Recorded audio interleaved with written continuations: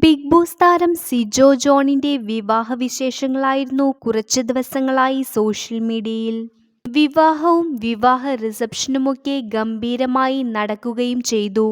Big ബോസിലെ സുഹൃത്തുക്കളായ സായിയും അഭിഷേകും ജാസ്മിനും ഗബ്രിയും നോറയും ഉൾപ്പെടെയുള്ളവർ സിജോയുടെ വിവാഹത്തിന് എത്തിയിരുന്നു.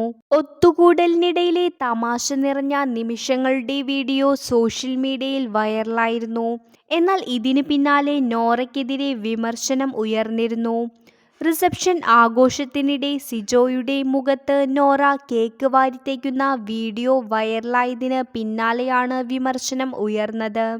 ഇപ്പോൾ നോറയുടെ പ്രവൃത്തിയെ വിമർശിച്ചുകൊണ്ട് എത്തിയിരിക്കുകയാണ് ദിയ കൃഷ്ണ. നോറ ഇട്ട വീഡിയോയുടെ സ്ക്രീൻഷോട്ട് സ്റ്റോറിയിട്ടാണ് ദിയ നോറയെ വിമർശിച്ചത്.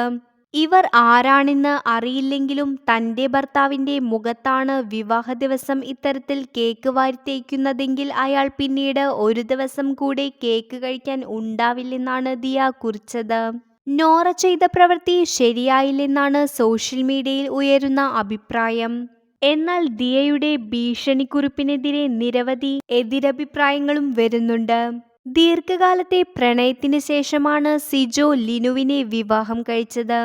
ബിഗ് ബോസിൽ നിന്ന് പുറത്തിറങ്ങിയ ശേഷമാണ് സിജോ ആരാധകർക്ക് മുന്നിൽ പ്രണയം വെളിപ്പെടുത്തിയത്.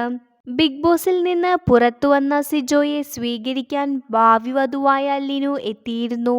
അപ്പോഴാണ് സിജോ തന്റെ പ്രണയിനിയെ പരിചയപ്പെടുത്തിയത്.